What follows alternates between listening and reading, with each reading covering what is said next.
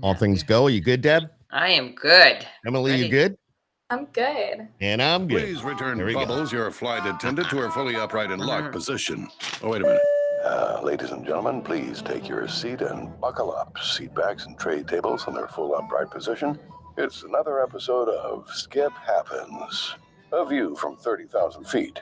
From the first music lesson to the first paid gig to signing the deal, it's the journey that is the life of an artist. Now, here's your captain and co-captain, a.k.a. your hosts, Skip Clark and Deb Lamphear. There's Deb up there. And we got to look at this. Yeah. Wow, I Wow. did it. Wow, I did it right. Yay.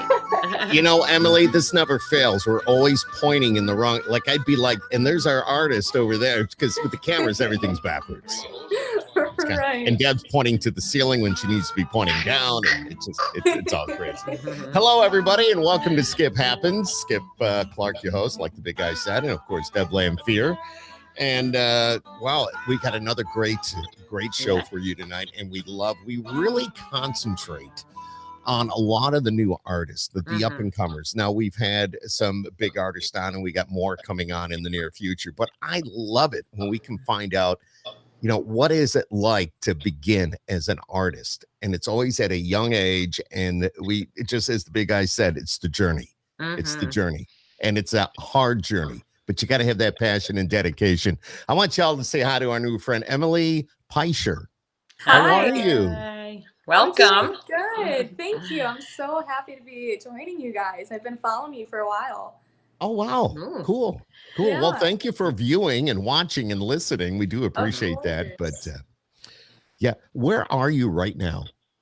So I am in my hometown in Michigan, actually in my videographer's office. I am currently filming a music video. It's going to be for my next single, Calling You Mine. And I'm so happy I got the opportunity to actually film the video on the farm that I grew up on. So it's really connecting back to home, and my heart is just so full being back on the same roads I grew up on. Now, how cool is that you're in your hometown? Does the family still own the farm? So it's not my family's farm, but it Okay. is basically family's farm. You know what I mean? I got you.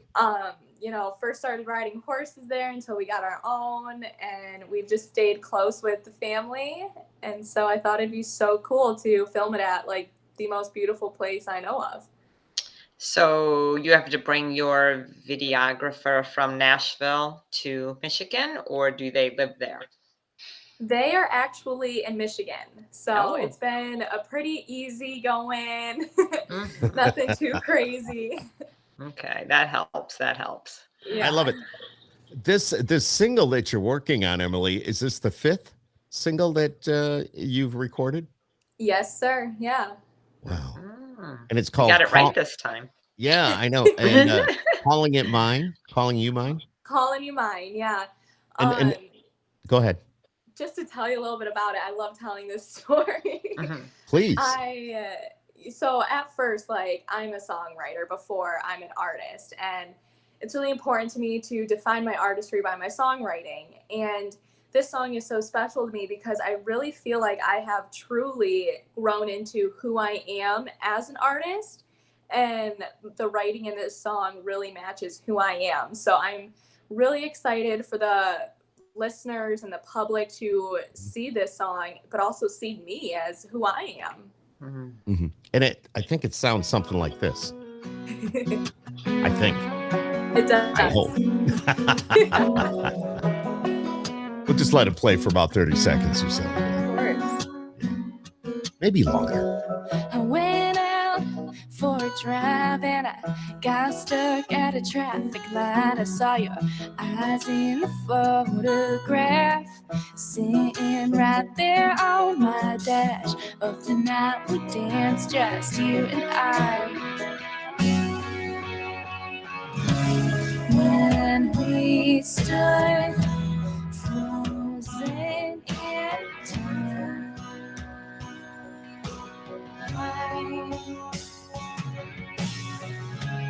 the whisper of that night replays in my mind.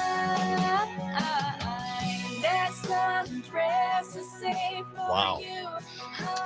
Were Now, you? that's not officially released as of yet, though, correct? No, but it is officially released for pre-save. Gotcha. So to pre-save it, somebody would go to iTunes, Spotify, Apple Music, or if you want to wait it out on June 24th, it is being released on every platform. Now, do you have somebody pushing it to radio? So that's, yes. Okay. Of course. It is a long journey, like the intro said. It is a Mhm. long journey to get on there, and I have actually been lucky enough to be on the radio, and I had one of my hometown's radio station premiere it the other day. Very So that cool. was a super special moment for me. And were you able to go into the station while they did that?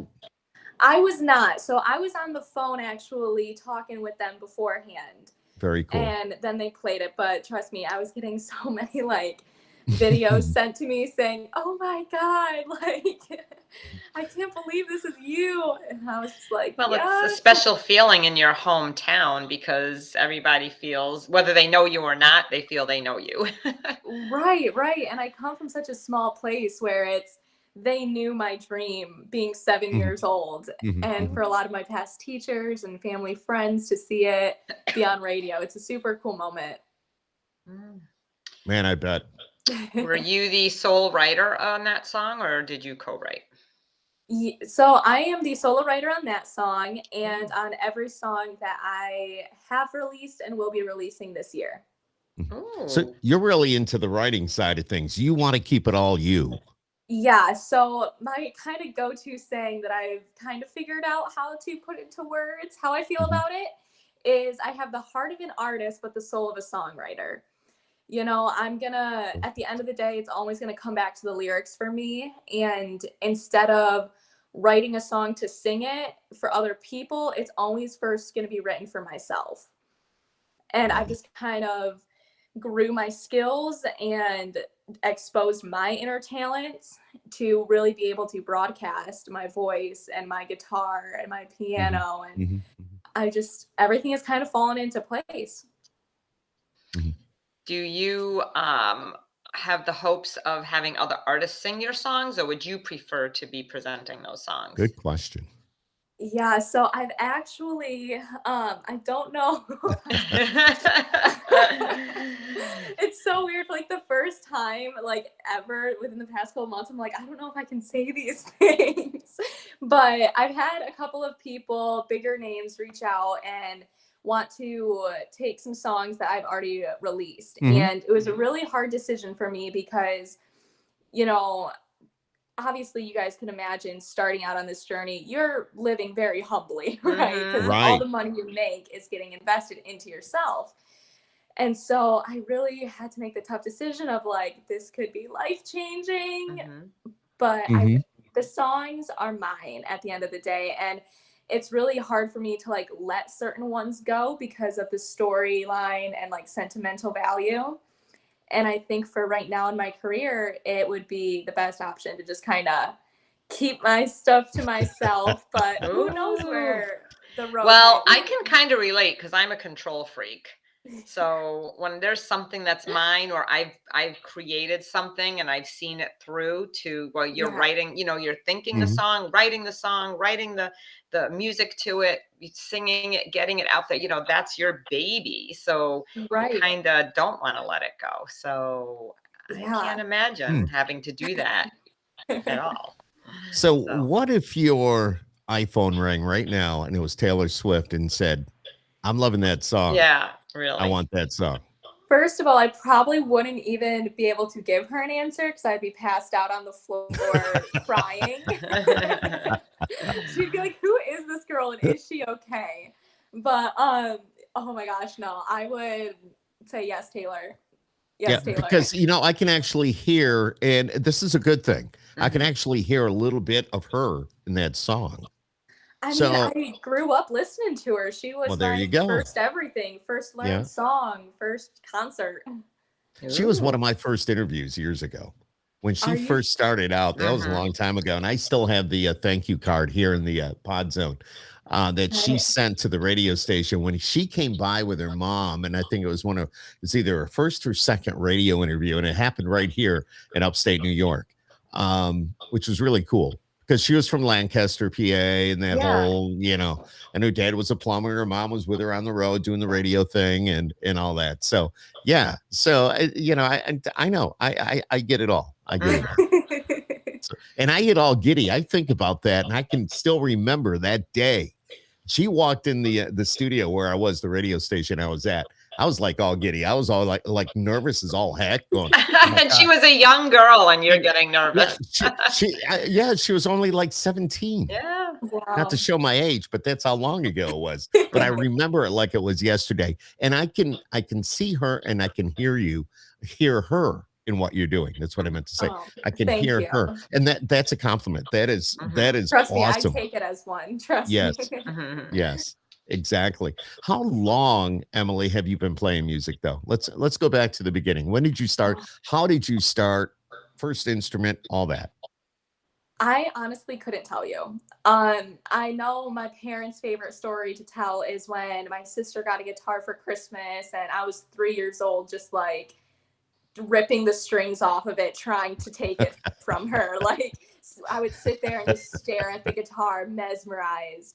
So I mean, I guess deep down I always knew, but I started taking lessons when I was 7.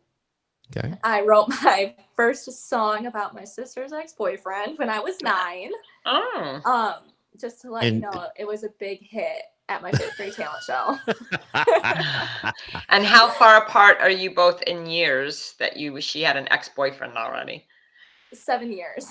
Oh, wow. So okay. Nice. Yeah. And then I just kind of, at 16, I started doing live shows. And before I knew it, I was in Nashville. Awesome. Wow. And how long have you been in Nashville? I moved in last July. So I'm about to celebrate my 1-year anniversary. Oh, yay. Yay. It was last week was a big week. If you look really close at Deb, you can see the red in her eyes because she was at CMA Fest last week. And it's always a good time. Always a good time, but she had a lot of business to take care of as well as quote unquote play. But were you performing there at all? I was not performing there. So I flew back to Michigan Saturday to start the filming process and everything like that. So I was super bummed out because I wanted to go. It would have been my first one, but I figured I needed to be a good songwriter and artist and do business. So living in Nashville, I mean, is this all you do, or are you actually working during the day? Like most, bartending. Okay. Yeah. I've been able to, like, when I first got down there, I was working 7 days a week, and I've been thankfully able to cut down my days to only working a couple days a week, and really just like waking up in the morning, open the songwriting books, open the laptops, like let's go. And I think in doing that, like, I honestly feel like I haven't been to work in like months because I only go to work now like 2 days a week. And I don't know. I'm really lucky to be able to make that sacrifice. That is so cool. Where are you bartending at? It's at a golf course. Oh, well, that's a nice place to be. Yeah, and I am. Tips are really good at a golf course. I'm just saying. Amazing, and it's even better. Go ahead, we're all ears. Being the cart girl there. Oh, the cart girl. That's right. You drive the cart, and right? Do they go on an app or whatever, and they say, okay, we need a 12-pack. We're at hole 9. Can you throw some burgers in that order as well? Blah blah blah blah. Then you take it out to them, right? No, I just drive around the course and I ask them if they want some Fireball. And then, that's easy. Okay, yeah, that makes it a little bit easier. But I know I've been on a golf course before where you can go on an app and you can actually order, and then they bring it to you in a golf cart.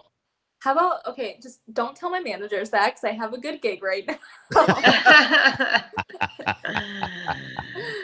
Oh, that's so funny. Yeah, Wow. that's pretty awesome. That's Yeah. pretty awesome. So you do that 2 days out of the week. Yes. Yeah. Yeah. And then I mean, I do music 7 days, but I'm really Right. lucky. They are super understanding, super supportive of my career. And like, I couldn't ask for a better job. Yeah.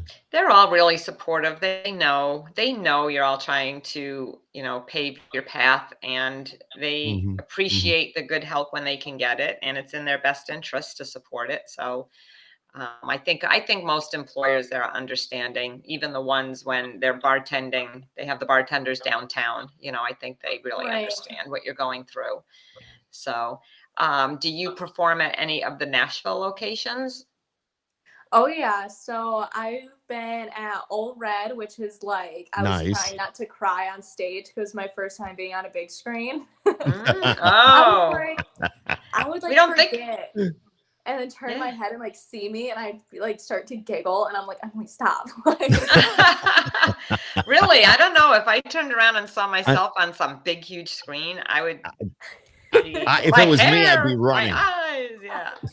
Yeah, she'd be all about her hair. Oh my God, I can't believe I left the house like this. Yeah, that's me. So, how cool. So Old Red, and then or Old Red, Tin Roof. Tin Roof is cool. It's so cool. I wasn't there before I played, and I remember being like, oh my gosh, this is like such a cool like hangout spot. You don't even really feel like you're on Broadway at all. Exactly. And I've been to the Stage, which is one of my favorite places. Yeah. I love the Stage.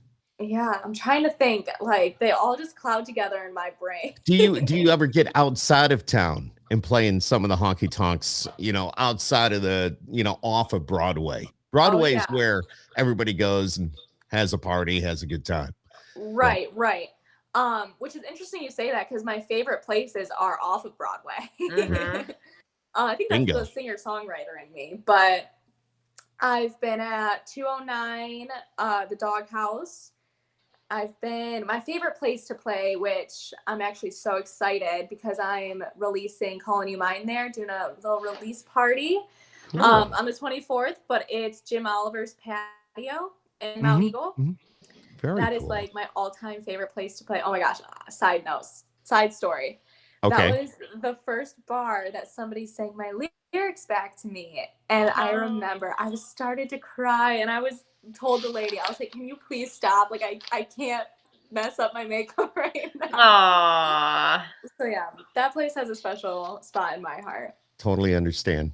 And we hear that even more established artists, when they're on stage and the audience is singing back to them, it's that moment where you go, wow.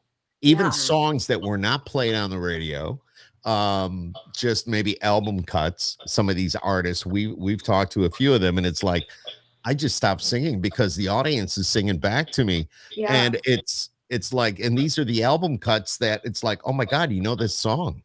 Yeah. So that's when you know you've got a true fan or fans. Right. And it's like such a euphoric feeling. Like it's like an out of body experience. And oh my gosh, it's insane. Go ahead. Oh, I was just going to ask, when you moved, did you move by yourself out to Nashville? How did your family take all that when you decided to make that career change? Well, I graduated high school early. And so I turned 18 and packed up the car, and my mama I would have been a nervous wreck. Well, my mama packed up the horse trailer that we had. So all my stuff was in a horse trailer, and we unloaded the apartment, and she cried a little bit, but it was hard, and it still is hard being so far away, but at the same time, you have to remember why you're there. Exactly. And nowadays, it's not as far as it used to be, because, I mean, look what we're doing here. We're like right across the table from each other. So right. So one of my big nervous thoughts would be, you're just out of high school, so you've only been driving for a couple of years, and they drive like maniacs over there, Those highways, forget it. Tennessee drivers are not drivers. Oh my gosh. I'm from New York. I know how to drive. And sometimes there's more accidents there than Oh my I gosh, I can't know. even tell you. Constantly. Like being from Michigan, like middle of the blizzard, like you're still going 75 down the highway. It's Yes. Mhm, Yeah. mhm. Tuesday. And everyone's like on the side of the road in accidents. And it's like, oh my gosh, like you guys are fine. Yeah. What about your dad? How did he feel about all this? You know what? I didn't really talk to him about it. No? It was kind of just like, yeah, I'm Okay. moving to Nashville. And he was like, okay. Wow. Well, he knows your passion and he knows what you really want to do, and he's going to give you that opportunity. It sounds like your mom Right. as well. But being a woman, I mean, daughters are very close to their moms. Yes. So it's that bond, and then you're not always right there anymore. Oh, If trust that me. makes any sense. I So, call her like 5 times a day. Like, oh, there you go. See, she never left, really. That's right. yeah. That's right. Oh, that's funny. And I was going to ask a question, but now I forgot it. So I'll wait till the next topic comes up. So if whereabouts are you in Michigan again? So I'm I'll do the classic like Michigander thing.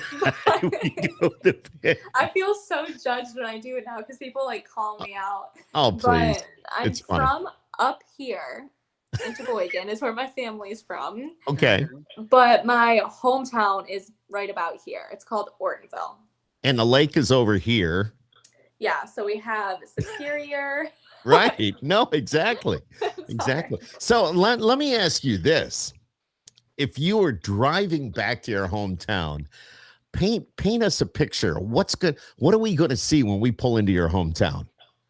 You're going to see, oh my gosh, how do I describe my hometown? You're going to see a lot of beat up trucks, a That's lot cool. of really good people with the best hearts around. Mhm.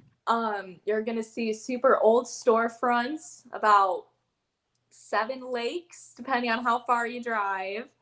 A 1 stoplight downtown. It's just, it's the cutest little place. I love it. That's why I was asking. That it sounds it. And that's where you're shooting the video. So Exactly. wow. Wow, that's cool. So I heard they have beautiful lakes over there. Is that Oh accurate? yeah. It is so accurate. I went to a lake in Tennessee when I first got there because I missed it so much because I mean, being on the lake is just a What you part of did. your day. And I showed up and the water is not what It's I'm muddy. used to. Oh, it's kind of dirty looking, actually. I was like, where's the sand? Where's Yeah. the pretty rocks? Where's the boats? And I was like, yeah, this isn't a lake. Nope. Like, I'm used to being in the deepest of waters and seeing the bottom still. And so, yeah, I'm definitely stopping by a lake before I go back to Nashville. Do you hunt? Okay. I grew up on a farm now, remember? So I know how Okay. to shoot a gun. Okay. Okay. All But right. I feel like shooting guns should not be for fun. And so I don't like hunting, but like if I need it, I'll use it. Okay. Do you fish? I love fishing. And what do you Like- catch? Oh my gosh. So I love bass fishing, trout fishing, just in the pond in the backyard fishing, going under the Mackinac Bridge. That was an amazing time. Wow. Yeah. This is crazy. I love it. I absolutely love it. And fishing for bass is awesome because they break water. They'll come It out is and break water and so then go back. cool. Yes. It is so cool, especially when you get them and like, I forget like what the exact words are, but like when they're going, and you just see like hundreds and hundreds and hundreds of them. It's just like such a good experience to have. All right. So now that I've asked you if you've hunted or if you hunt, if you fish, describe your hometown. I've been through all that. Do you drive a truck? Yeah, so I have a 25. Go. I knew it. Okay, I am like 5'2", and everybody, I swear, I get the weirdest looks because I have a 2500 GMC Sierra with like tow mirrors and All right. That's a big ass truck, young lady. it's pretty big, but I get so judged. Like sometimes I have to like sit on towels to see it. Like over Oh the my hood. gosh. Do you put wood blocks on the pedals to reach the pedals? But honestly, I will say this. I have grown into it beautifully. Yeah. I don't need the towels anymore. I love it. I love it. Yeah. This is you're real. Country girl at heart, for Country sure. girl at heart. Yeah. And all right, now we've discussed all that, which makes for some great songwriting, some great ideas. Your life, I mean, it's a whole story right there. A woman that fishes, a woman that, well, you know, it's got her thoughts on hunting, a woman that drives a 2500. I mean, you've got enough material to write some pretty awesome songs. I really do. And I'm releasing an EP in September. And the lead single off of it is called Memory Lane. And that song, let me tell you what, it gives you a glimpse into my childhood. Aww. Yeah. And that's where it's hard to let somebody else record that song because they didn't live your life. So a song like that, I would find hard to give away. But some of the other songs that maybe they're just some life experiences that people go through, that might be a little easier to let somebody else perform for you. Exactly. But a song, I feel the same way. You know, that's personal about your growing up, I think I would be very, possessive of that. Yes. I mean, every line in that song has a connection to me. There's nothing looked over or just thrown in. And I couldn't let anyone sing that. Never. Yeah. Interesting. Totally felt that one. What about when you're out playing and not only your own stuff, but do you have certain covers you love to play?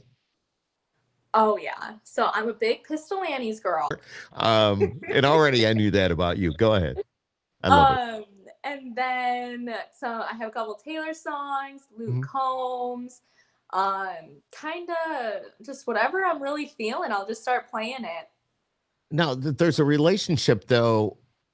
I mean, somebody that is he a producer or somebody that's also worked with Luke Combs? Did I read that's working with you? My producer and mentor down there is Ken Royster. Okay. I don't know what God did for me or what I did for God to like make this connection happen. But Ken, he took me in being 17 and he had just finished recording Hurricane by Luke Combs, When It Rains, It Pours, like really creating Luke Combs. And he is kind of working on doing the same thing with me right now, like really building up who I am, my voice strength, my writing strength, and hopefully going down the same path that Luke took. And how did you meet him? Like, is this at a writer's round? That I always love to know how these connections happen because it is such a networking thing with your journey there. Right. So this is going to make me sound like such a rookie, but I was 17 years old. I was still in high school, so give me some slack, please. Okay. But you got it. I was tired of dreaming about recording in Nashville, and so I typed into Google, recording studios Nashville, enter. And then I saw Direct Image Studio, Ken Studio, and I saw the list, and I was like, Martina McBride, like Shania Twain, Luke Combs, and like Tim Roberts. And I was just like trying to sweat a little bit.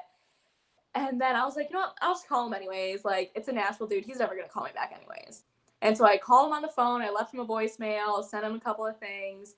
And he called me back and he's like, you have a lot that you need to work on. And if you want to work on it with me, let's do it. So did you send him a demo? I mean, you got a hold of him. So when he called you back, he had already listened to what you had. Yes. Yeah. So on the phone call, I said, you can go on to, I had this like internet page where you could pull up a demo. And he said he gave it a listen and the fundamentals were there. It just needed the sprinkles. Well, that is, first of all, amazing that he gave you the time of day. Yes. Because as you said, you're a young girl. In his eyes, you know, you're just one of the hundreds of dreamers that probably come across him every day. However, I love the fact that he is very considerate of your phone call, and he took the time to listen because of the 100 people he knows as a business person, he has to listen to those 100 people to get the people that he is looking for to help launch their career. So and that's awesome on his part. Trust me, it wasn't like called him like, okay, I'm in the studio. It was hard work. Like I literally felt like it was taking a college class. It was, all right, this melody was great. Send me a new one. Send me a different alternative to this. Come up with a different progression. Come up with this or this and this. And later on, he told me that was to make sure that like I was in it and like I wanted it and the work ethic was there. And I think with Ken, he looks for the three things, you know, the dedication, the hard work, the true talent. Cause I mean, as awkward as that is for me to say, like you need it. Absolutely. And the drive and the power. And he's like, I won't work with anybody or pass any of my knowledge to anybody who doesn't have it. And I feel like it's easy in Nashville to kind of get that opportunity and just ride with it for a while. But it's like, all right, you had one opportunity. What's the next? What's the next? Right. Exactly. He heard something. He heard something in your voice. He heard something and just, he knows there's something there and he's just narrowing it down to where it needs to be. He knows. He knows. And that's what makes a great producer. These guys know. They have an ear. They have an ear for this. So. Oh, his ear. Oh, I couldn't be in his body to hear what he hears. Like, I'll tell you what. Now, I have to ask. So you said you've been in Nashville about a year. Yes. When the pandemic hit, did you think that, oh God, I'm never going to be able to do this now? So I was actually going to play the Bluebird. It was in the middle of Corona and it was booked before it had started. And so that was a big like blow, you know what I mean? And it kind of took me down for a while, but then I took a step back, like a lot of us musicians have to do a lot and be like, okay, I lost this. I probably wasn't ready to play Bluebird anyways. So this is a good thing. Like, let's keep trying to work. And there definitely was that fear of never getting there, but it made getting there that much better. What makes you stronger? Yeah. In different ways. We've heard that the pandemic really overall, I mean, we all look, it's a bad thing. We totally understand that, but there's also a good side of that where artists were able to write a lot, work on their craft. They just, they put a lot of songs in the bank, so to speak, just to have. I mean, they were able to kind of get ahead and, you know, being probably sitting at home or just doing Zoom writes or whatever, you know, getting all that done. Did you say you write mostly alone, if not all alone, correct? Yeah. So I've co-written a couple of times, but it's really hard for me to co-write with people because I am so passionate about it and my brain is in 8 different directions at the same time and it's whatever. But yeah, writing alone is kind of where I go. So what is the best advice you've ever been given and who gave that to you? Oh, that is a hard one, honestly. I mean, career-wise and doing what you do. People, it would have to be Ken who told me, like, because I had this one song idea, because you have to find the balance when you're starting out of a song that is still me and very songwritery and folky, but also a song that's commercialized enough to get you out there, to be listened to be heard. And so it was a fine line that I kind of had to learn. And he really taught me of, if you hear these kinds of songs on the radio right now, don't record them. Don't write them. Don't get ideas for them, because that idea was just heard. That, you know, overall message has already been heard. Always try to be writing in a way that, like, is growing upon other people, if that makes sense. It makes a lot of sense. And I'm kind of hoping that even if this podcast is live right now, but it'll be up on the web for forever. And I hope that people that want to do what you're doing, I hope they take time to watch this and listen to what you have to say, because you're making a lot of sense. And just anybody that wants to do this needs to hear what you're saying. You know, we know it's not easy. So it's not easy. And it's also a constant mind game that you play with yourself. And it's oh my gosh, I love this bridge I wrote so bad. I love it. I love it. Mm-hmm. But that like being able to like hold on to it for like the perfect place for that. Like it's okay to sit on lyrics for 6 months, a year, because then you're going to write that one chorus that would go perfect with that bridge. Mm-hmm. Absolutely. And it is amazing how that actually can happen. You can probably have multiple songs in limbo until you get that thought or feeling circling back to help you complete it.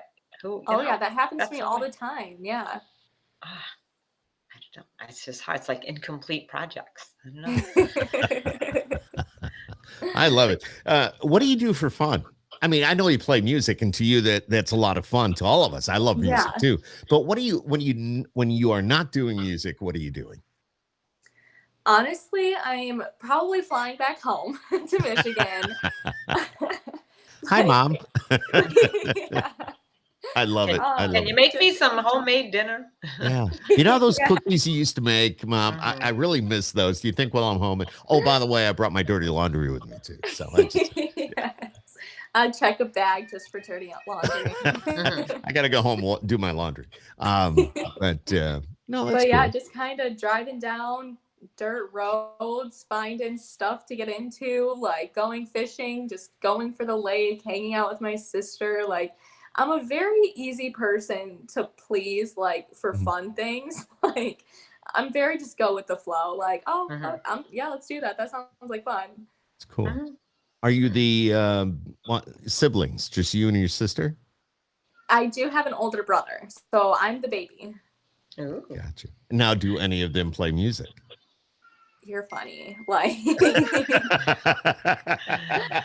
I don't know. I have always been convinced that like something weird happened with me. Like my sister's a nurse and my brother is like a brainiac, like brilliant engineer and math guy. And I just play guitar and write songs. You're the third child. I think that's what it is. But that's awesome, though. Everybody's got their own little thing. That's cool. Exactly. It makes for a great family, too. Right. Yeah. I mean, they need somebody to offer comedic relief, and like, you're welcome. There you go. Well, we always say, I have 4 kids. How could 4 kids grow up in the same home, all be raised the same way, but all be so different? And you've got a very similar thing there. Oh, yeah. So, my oldest daughter's a brainiac. She's a doctor. Well, she didn't get her brains from me, and she didn't get her brains from my husband. So somewhere down the line in one of our families, there's genes, there's brains, and she got them. So we sit there. So it's just amazing. So it's crazy. So I mean, in Nashville, when you want to get out, do you go one of the lakes, or do you fish in Nashville, one of the lakes, or anything like that? Honestly, probably not. I stay in for fun in Nashville. Yeah. It's a little like I'm 19 years old, so it's not like I can go out, and like I'm not into that stuff anyways. Yeah. And so it's usually me and my cat snuggled up eating. I was going to ask about pets. Okay. Eating popcorn, watching a movie, and but that is a great night to me. Like that is top tier relaxation. And now, fun. did you binge watch anything? Have you now that all that? Okay, I'm ready. Okay. I know I am so late to this game, but This Is Us on Hulu. Oh, I still have to watch the whole last season, so don't feel bad. I have just been like, I can't fall asleep without watching at least 4 episodes. My wife bawled in the last one. I'm just saying it was not a pretty scene. And when this, and when This Is Us was on, I couldn't even talk to her. She'd be sitting on the love seat and watching it. And I'd be on the couch on my computer, and I'd go to ask a question, and it'd be like, and she's bawling, right? She's bawling, or it's like, can that wait? Can it wait? Stop. Shh. I'm like, I'm on her side. I would have done the same thing. Yeah, I know. What about Yellowstone or Ozark or any of those? I tried Ozark. I made it into like a few episodes, but I need to retry it now that things are a little bit calmer mentally. I'm not like focused on other things. But, Yellowstone is so good. Yellowstone is really good, and I heard they I think Lainey Wilson has been signed to be in season 5. So Really? yes, Good for her. no, who would have thought? Really? I mean, Right. no, I mean she's awesome. She's awesome. Don't get me wrong, I love her, just like McGraw. But these people are becoming actors or actresses, and McGraw did a great job in 1883. I mean, it's just And that's a lot of work too. I mean, memorizing all those lines. And when they're trying to, if you think about like with Tim McGraw, he's memorizing lines and having to rehearse and get on a film set. At the same time, he's preparing for a tour. Yeah. So, right. So as soon as he's done filming, he's out on the road. So you've got dual things going on there. Jeez. And you never know it. We Tim McGraw was just here, and Deb and I were at that show, and we got a chance to go back and have a little conversation with Tim. And he walked out. I mean, he looked great. He was just, I can still smell his cologne. I think it was his cologne, whatever that was, Deb. It's probably on the market somewhere. You probably could buy it. 5. But here's a guy that he's so fit, not an ounce of fat on him. And I stood next to him, and I mean, Deb will tell you, I just went, holy crap, I'm fat. He was trying to suck in his gut. He was trying to suck in my gut. He's standing up nice and tall, but we're all, anybody gets next to Tim McGraw. You're only 19. You got a little ways to go. Yeah, I'm just saying, as we get older, things just kind of start to happen. But anyways, this is pretty cool. You never know. We may see Emily Peischer in one of these shows down the road. It seems yeah, there you go. Absolutely. Do you tour? Do you make your rounds to radio stations? How are you branching out at all? Yeah, so with this EP release, I've really been trying to get my toes in as many doors as possible in a lot of different states that I've never been to. And it's been a really cool experience to just even like discover bars, you know what I mean? Just being like, oh wow, like this was a cool hole in the wall spot or stuff like that. It's been a cool cultural experience for me, honestly. Absolutely. Have you been out to the Station Inn? I have been there. I have not played there, but that is a bucket list thing of mine. Yeah, absolutely. It's one of those places outside of town. Right. And you never know who's going to be playing there, which is cool. So I'm adding you to my list here so that when I'm in Nashville next, which will probably be tomorrow. Deb seems to go like every other day. I'm just saying, I'll call her and go, Deb, what's going on? I'm on my way to Nashville. I'm like, what? It's been a lot for the last couple of months. Let me tell you, I think I'm on a little bit of a slowdown right now, so I can get my life caught up. But it's not like she's just going to Nashville. She has a business there. So that kind of explains a lot of that. So, but I always try when I'm there to catch an artist that we've interviewed so that we can meet face to face. And I love to hear hear them play. You need, Emily, to be in front of radio programmers. You need to meet these people. You need to send your music to them because I listen to the song. I just had a puppy join me. I'm sorry. Oh, that's all right. I love it. Cuteness. I love it. What? Oh, a puppy. Let's see. Very happy. Oh. So cute. We're dog people, so it's not a problem. Not a problem at all. And of course, adorable. Getting in front of radio programmers and people like that. Have you thought about the country radio seminar and all that goes down? So, a lot of people have come to me and kind of have asked, like, am I ready to take that step? Is that something that I want to do right now? And honestly, I think that is next year or within 6 months kind of a goal for me. Right now I really just want to focus on getting my single out, getting this video done, releasing the EP, and going to more places live. I really don't want to overwhelm myself. Right. No, I get it. Even though that's impossible. But that is definitely like next on the agenda. Okay, what about TikTok, social media? Well, if you want to meet my cat, he's on TikTok. But no, I I love TikTok. I really do. It's a good outlet. You know, I'll be putting on my makeup with it or just doing weird things that I think are funny, but probably not. And some sneak peeks of songs that are unreleased. So I love TikTok. It's great. Cool. Do you do Instagram and all that? I would assume you do. Oh yeah, I'm on all of it. Good. You have to be. That's cool. Right. Now, if somebody wants to get a hold of the new single drops on the 24th. Yes. If somebody wants to get a hold of it, they can pre-order it now if they go to iTunes. Or Spotify. Or Spotify. Okay. Yep. Pre-order it, but it drops on the 24th. Now, if somebody goes to emilypeicher.com, what are they going to find? They are going to find a lot of cute pictures of me. But some behind the scene footage of me in the studio, some background knowledge of my singles, and all of my information and links. If there's anyone out here that wants to kind of get in touch with me, you'll see some emails that you could reach out to. Awesome. Nice.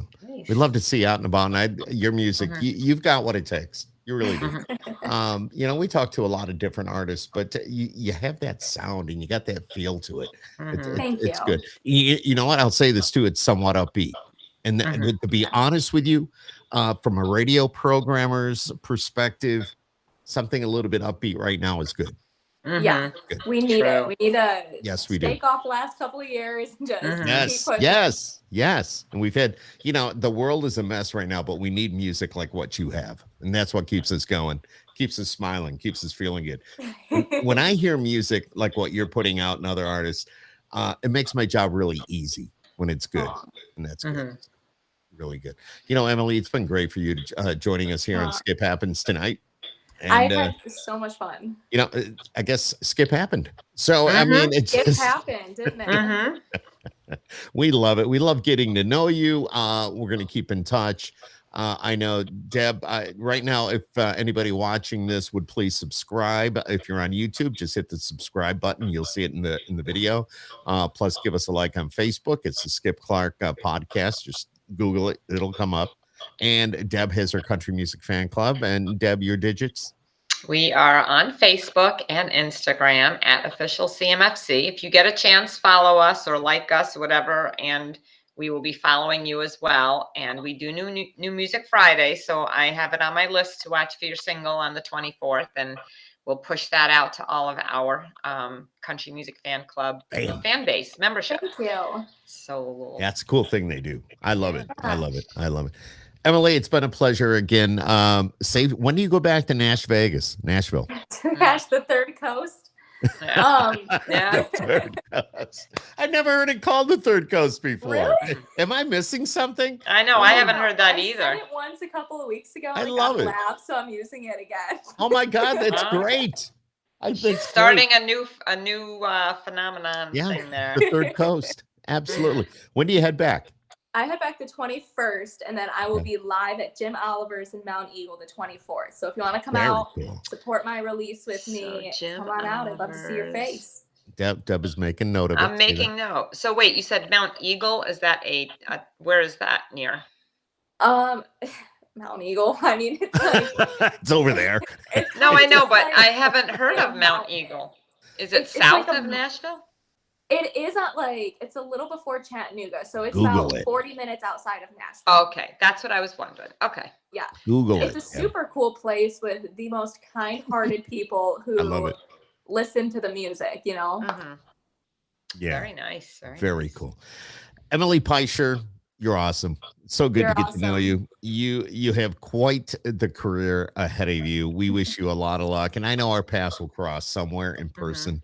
I'm in Nashville a couple times a year. Deb's there every other day. So somehow we kind of meet up. We'll meet up. It's always good. And we'll be taking the Skip Happens podcast on the road.